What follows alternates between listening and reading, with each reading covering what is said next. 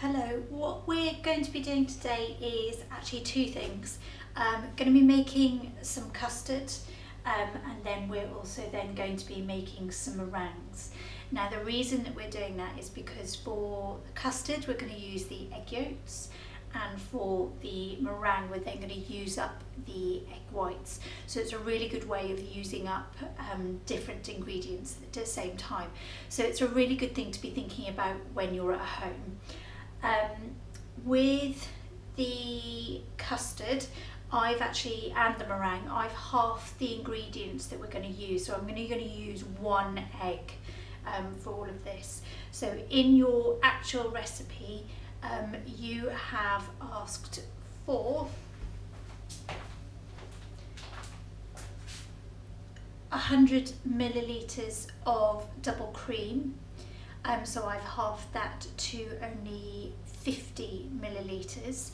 For the milk, it's asked for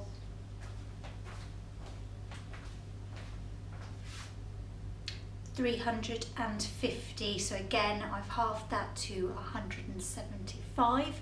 Hopefully I've got that right. And then in this bowl I have done 1/4 teaspoon of vanilla extract, just under a tablespoon of corn flour, and 25 grams of sugar.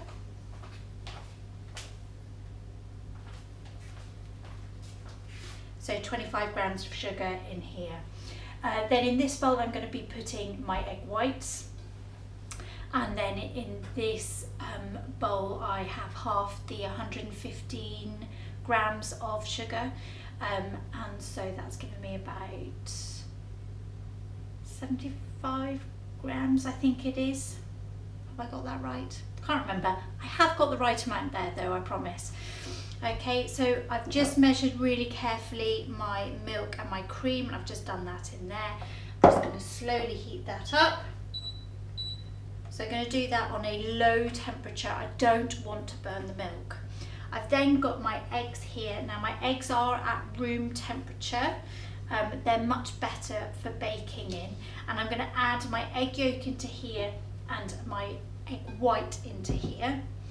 One of the questions I do want you to think about though when we're working with the egg whites is, why do we need to be making sure that the bowl for the egg whites is really, really clear, and making sure that I don't get any egg yolk in this bowl at all? So why do I need to be thinking about that?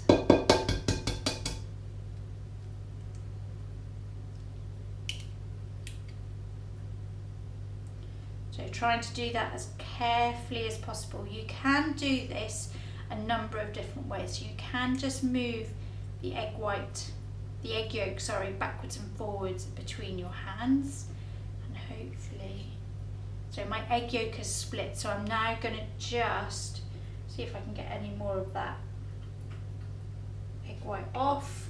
Before the egg yolk goes in there, I'm just taking it away, and I'm going to put that there. So before it's split, what I was just trying to say is, if there are two different ways, you can either move the case backwards and forwards, so the shell and moving the egg yolk backwards and forwards, or the other way is actually to use your hand. And if you haven't broken the egg yolk, you can put the egg yolk into your hand and just use your fingers as a bit of a sieve. Just going to wash my hands.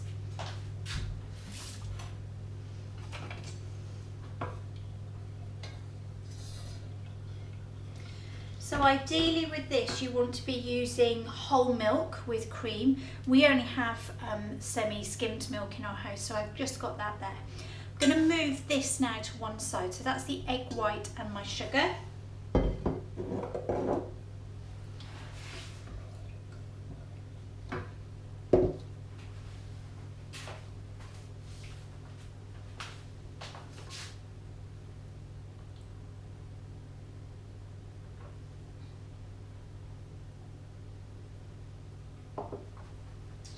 So I've already asked one question of, why do we not want any of the egg yolk in our egg whites?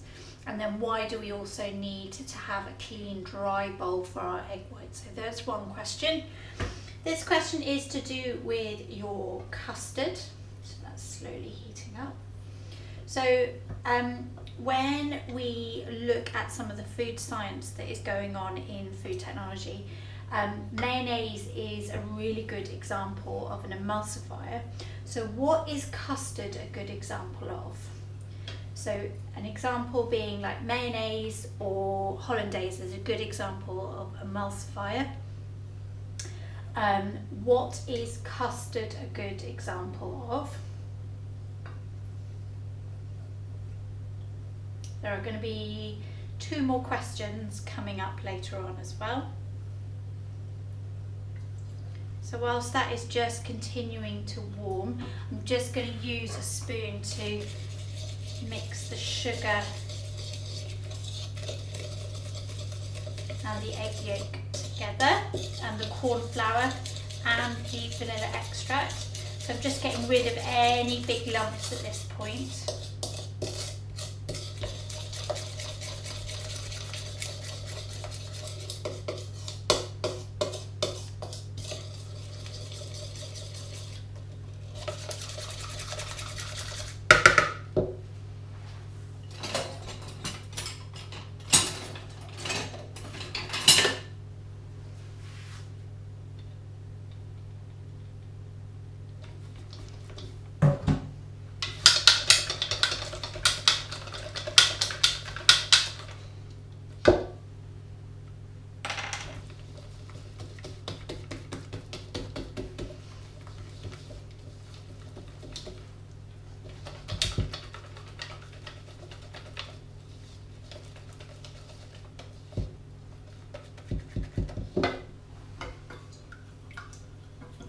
So what you could do is you could use a vanilla pod instead of using the vanilla extract.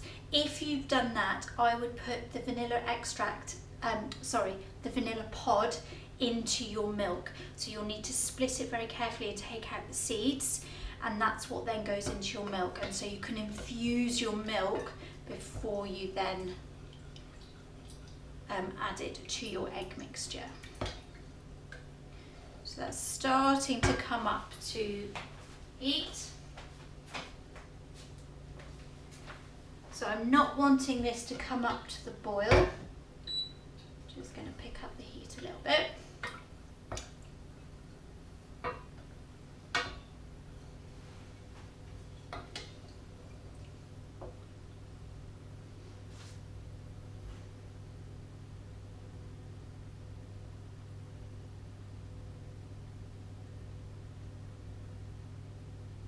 Starting to see some steam coming off there, so I know that I'm getting close.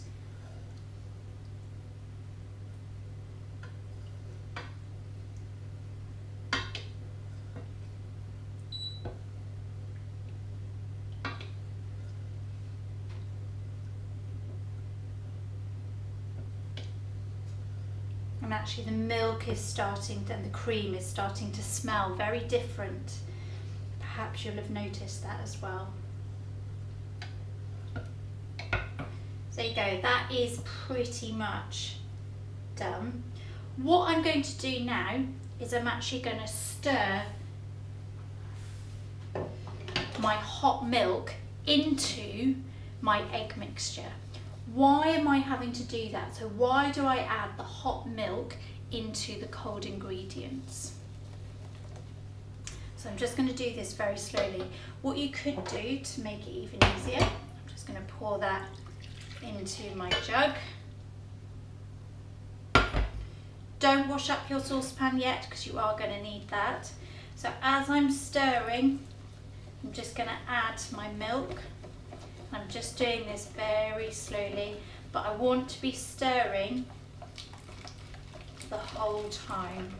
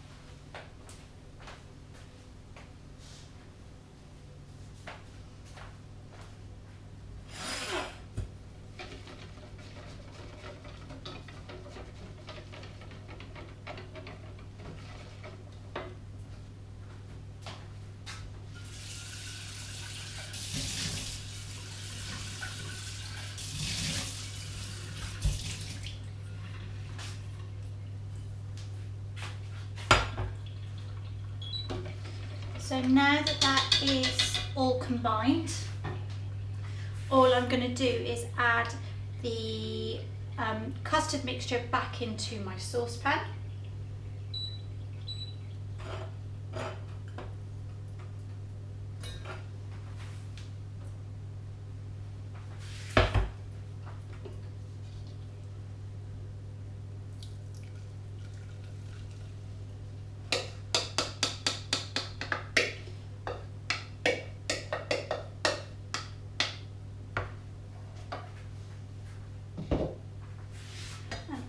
Wanting to do is just to heat this very, very slowly.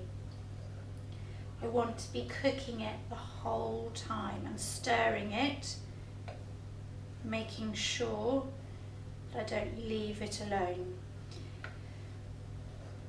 What you want to do at this stage is don't get scared.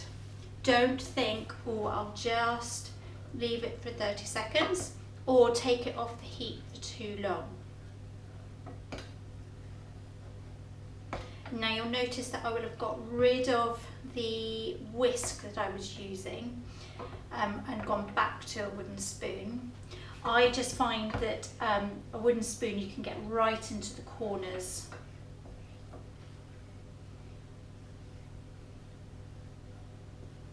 So again, remember we're thinking about the low temperature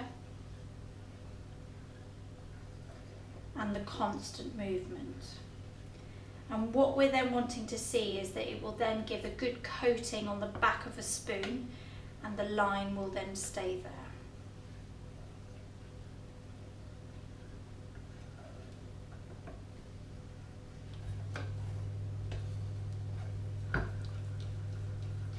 Okay, we can start to see that that custard is now really starting to thicken up. Probably taken me a good 10-15 minutes to get to this stage, so it is a long process. I have been playing around with the heat, sort of turning it up, turning it back down. But the way that we can tell that this is ready is you coat the back of the spoon and draw a line, and you can see that that line is then holding. Just be really careful of doing that because it is hot.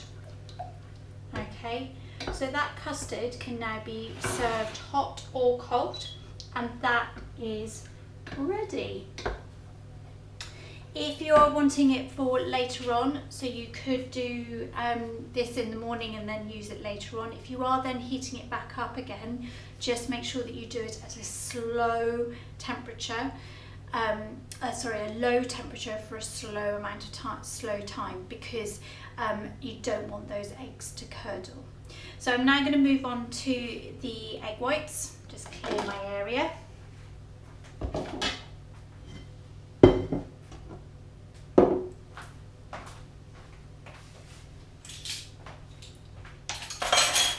So the first thing that I need to do is, with my electric whisk, I'm going to whisk up my eggs, and I want to get these to stiff peaks.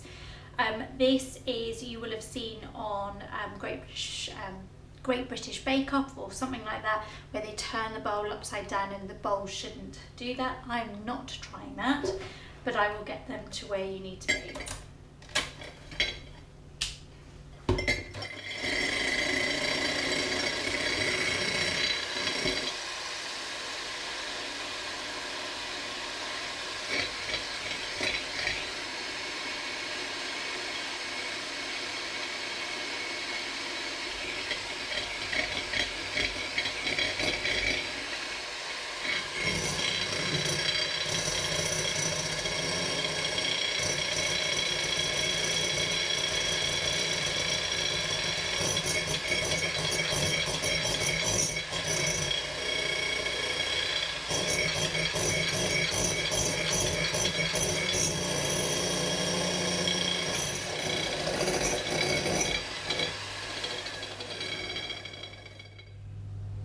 So you can see that when mine are ready, they've got peaks, and you can see that they're holding their peaks. I'm not sure whether you can see inside the bowl, but you can also see how much more has, sort of, the volume has created. Now, the reason I'm trying to do this is because don't want to bang these on the side. I am going to reuse them again, so that will also help. So at this stage what I'm going to do is I'm going to add in my vanilla extract. Now remember that I'm halving the recipe, so I'm only using 1/4 teaspoon. If you've used 2 eggs, you will be using 1/2 teaspoon.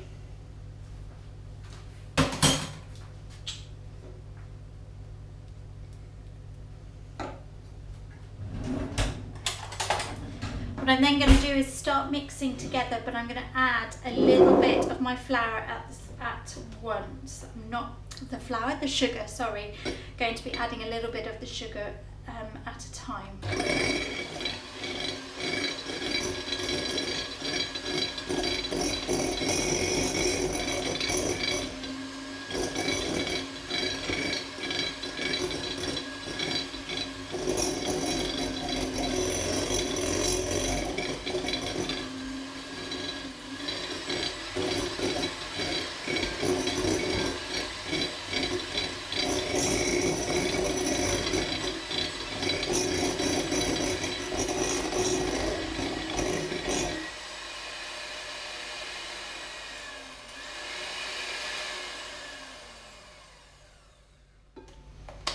There we go. So I've added all of my sugar in.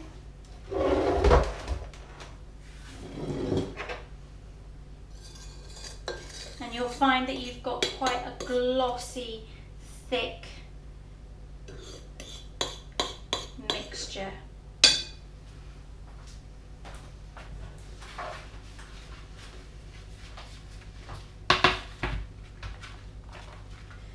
What I'm going to do is just line a baking tray. And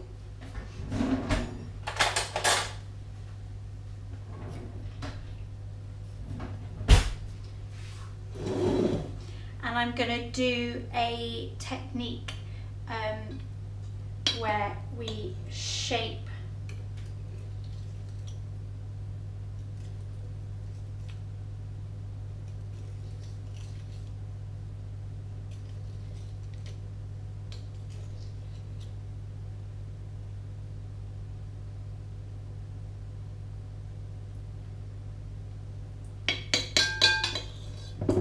it's called quenelling.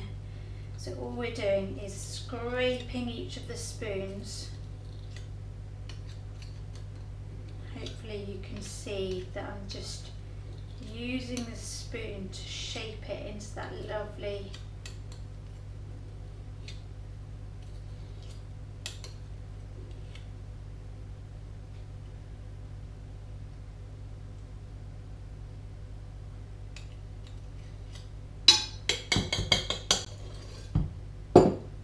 Now meringues can be used for a variety of different things. As long as they are stored in an airtight container, usually tin works best. They can be stored for a couple of months.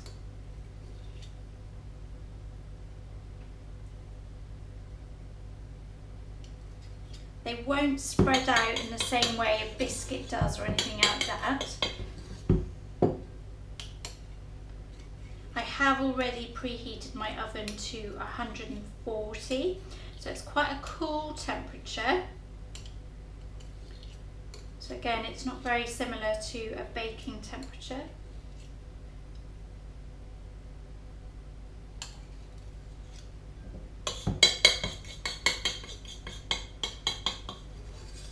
So you could pipe these instead and get different shapes.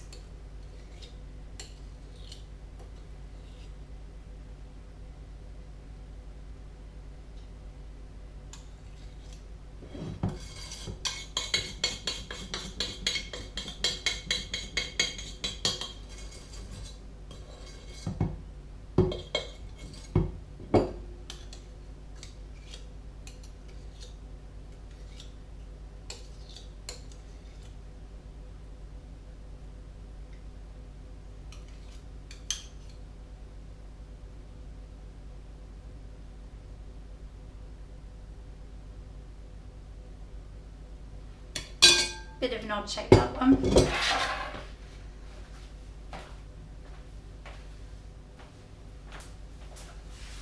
So there you have it, you've got my meringues. That is then going to go into the oven for an hour and 15 minutes on that temperature of 140. What they should be able to do is when they're finished, as they'll may have changed colour very slightly, but they should come off your baking paper quite easily. So I'm just going to pop those in the oven.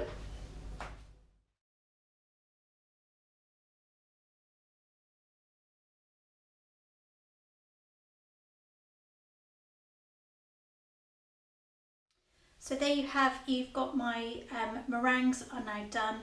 So they're really, really firm. They sound a little bit hollow.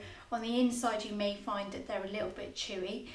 If you like chewy meringues, it's worth shortening the amount of time that they're in the oven, or you could lower the temperature and cook them for the same amount of time. My custard, I've just put it into a jug. So that is my custard there. One last question for you is regarding the custard. When we've got the custard, are there other recipes that we can then use the custard base for? So for example, ice cream, I can make my custard base and then develop it further to make ice cream. So are there any other recipes that I could then use? Good luck.